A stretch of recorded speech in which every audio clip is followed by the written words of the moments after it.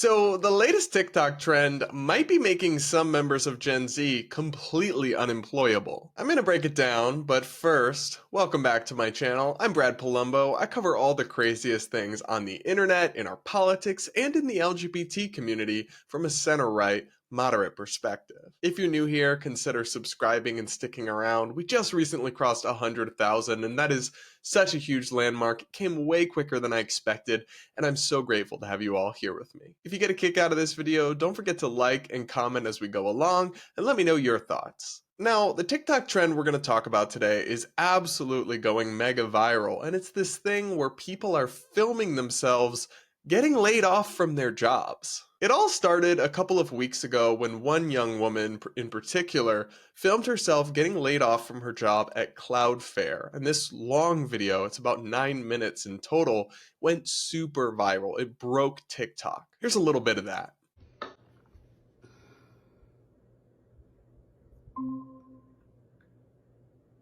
Hey, Brittany. Hi. Yes, I'm so sorry. My name's Rosie. I'm just joining the call.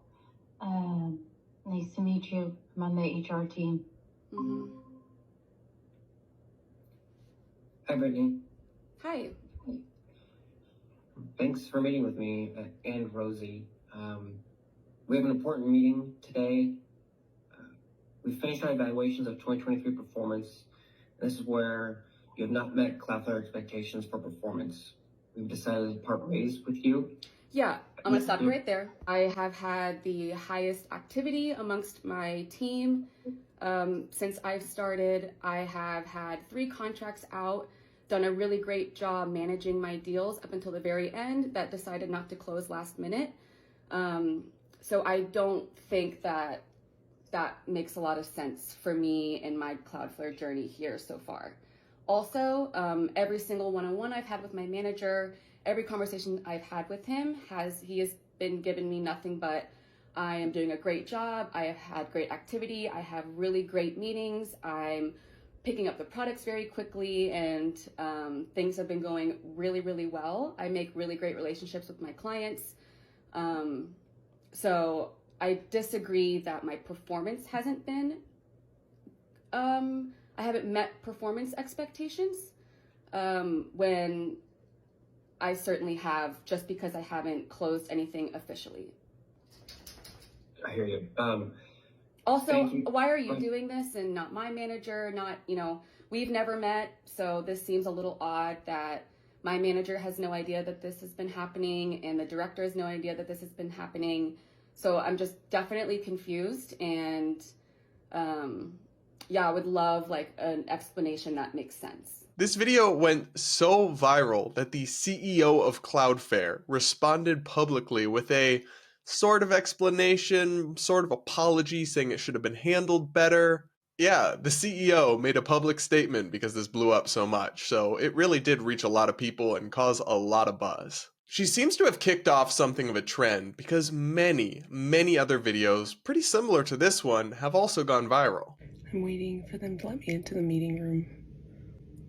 I'm pretty sure I'm getting laid off today. This is me 11 minutes after having been laid off. Now, the thing that I like about this trend is that it's resulted in some frankly hilarious parodies. Unfortunately, we're gonna have to let you go. Okay, why though? I had an amazing month. I met all of my goals. I had the most deals closed. I had the most... Well, honestly, your behavior at the company party.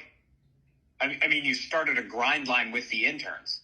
I was never told explicitly I couldn't do that. You couldn't have just assumed that maybe starting a full-on hump line with 18-year-olds. It's team building. It's team building. Idea. You were also singing, I might add, some very inappropriate karaoke. The song Blanks in Paris is not one. I didn't even know that they had that for karaoke as an option. But there's only 3 people at the company who can sing a song like that, and you were not one of them. So you only hire 3. You only hire 3 people who can say that. That sounds like an internal problem with discrimination. That sounds like the company has. Yes, there are only 3 people who can say it. But even if they did, I would not have them use the hard consonants like you were using when you sang it. That's how it's spelled. That's how it's spelled in the karaoke. Okay. I might add, you tried to punch Stephanie in the stomach. Well, Stephanie's a bitch, so She's pregnant. maybe I didn't know that she was pregnant. We have you on security camera footage saying, I am doing this because you are pregnant, Stephanie. Well, and then you wound up your fist like Popeye and ran up to her. Dad, don't do this. Dad, please don't do this. honey, look. The don't do this dad at the end got me. But I want to talk about this trend because, all joking aside, I'm actually kind of concerned about it. First, I do feel bad for people who are getting laid off. I really do. We don't know the circumstances. We don't have enough information to really know if they're being laid off because of poor performance or if they deserve it or if they're just unlucky victims of some big level corporate downsizing. Either way, I hope they land on their feet, and I always have sympathy for people who find themselves out of work unexpectedly. But I really can't stress enough what a terrible, terrible idea it is to be posting these videos on TikTok. Babe, your future employers are going to see this. And it's safe to assume that many of them aren't going to want to hire you after seeing it. They're not going to trust or want to bring on board somebody who recorded without their knowledge, most likely, and then leaked private conversations. They're not going to want to hire somebody who left with such bad terms with their last employer and tried to publicly shame their ex-employer. And they're not going to want to hire someone who, in some of these videos, comes off as hyper-emotional and prone to oversharing. It demonstrates a lack of professionalism that I do think will hold some of these folks back in the future. And all for what, exactly?